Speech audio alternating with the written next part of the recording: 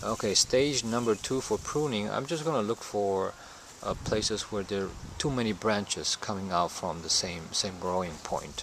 Like here, there's 3 branches here. It looks kind of crowded, and this 2 seems to have an interesting movement. So I don't think I need this one. So I'm just gonna cut this one off.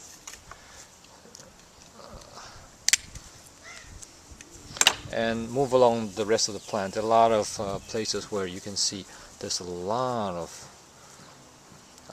branches coming out from one place, and you don't want that. You want to kind of like thin out these branches, keeping 2 at the most from each joint. Don't be afraid to open the plant. This pine, Mugo pine, they're pretty flexible. They won't break easily. So I found a dead branch here, not doing much, so just gonna cut it off.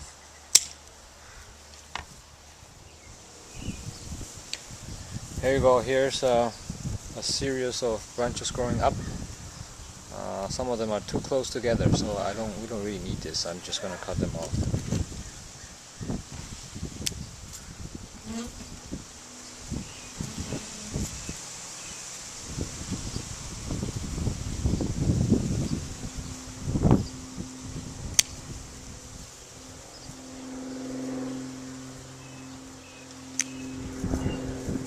Just thinning out,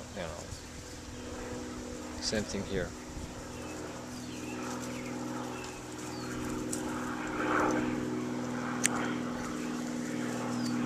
Here.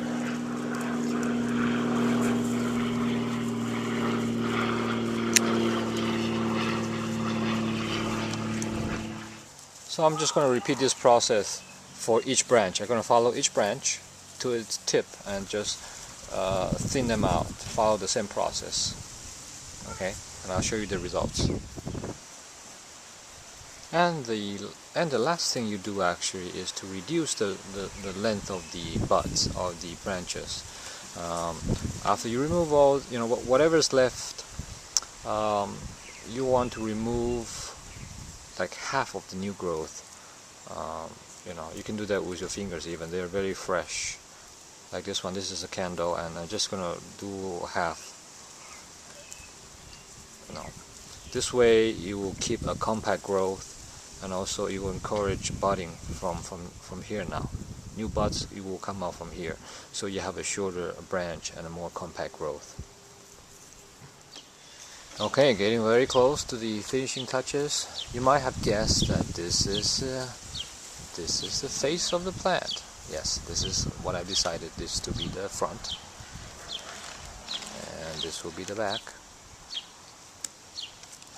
There's some branches here growing kind of weird, ugly. They all clumped together. Even from the front you can see. And I'm not quite sure what to do here.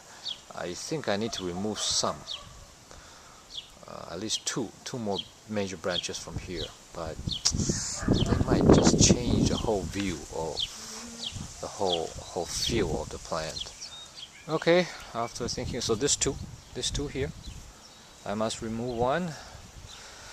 This one in front has more growth along the branches, so I think I like to keep that one. And instead I will remove this big one here. They're in parallel growing, so if I remove one, it shouldn't make too much difference. So notice that I'm not gonna cut the whole branch off. I'm gonna end here. Leave a small stump.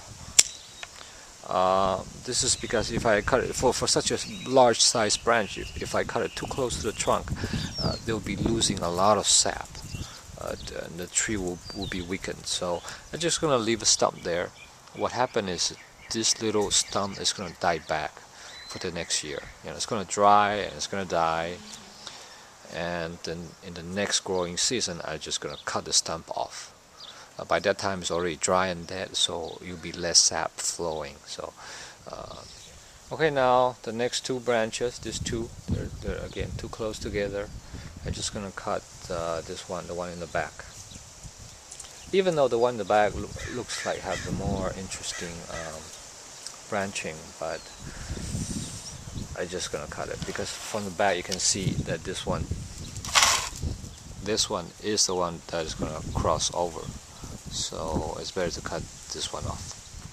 Okay, this is it. I think I can still do more thinning and removing some branches like this one that I don't really need, but I think this being the very first repotting for this plant, I'm just going to be gentle and not to remove too many foliage for now.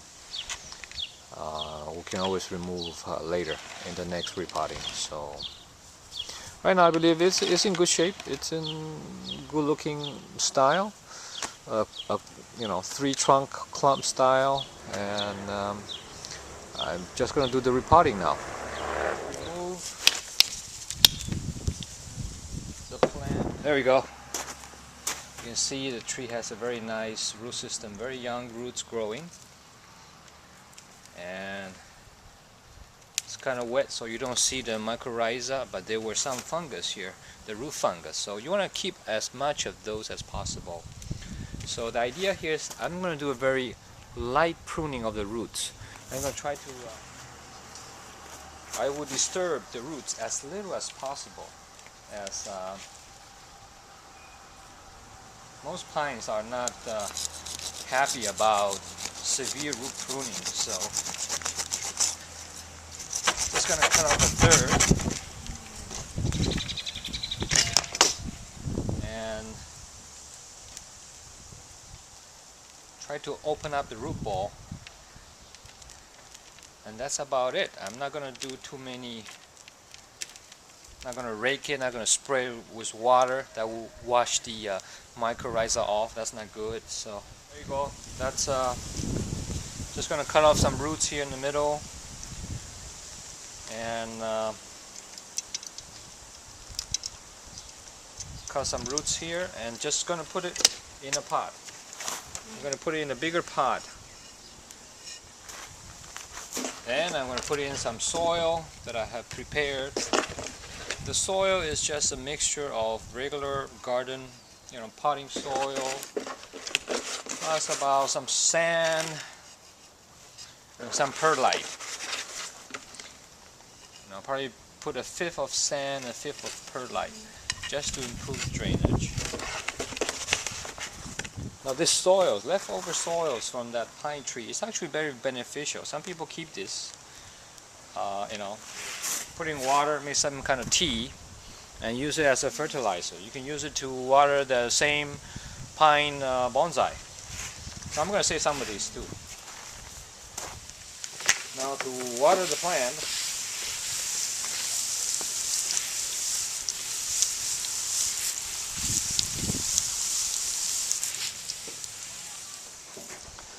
well, ladies and gentlemen, this is it. My new Mugo pine bonsai. This is the back.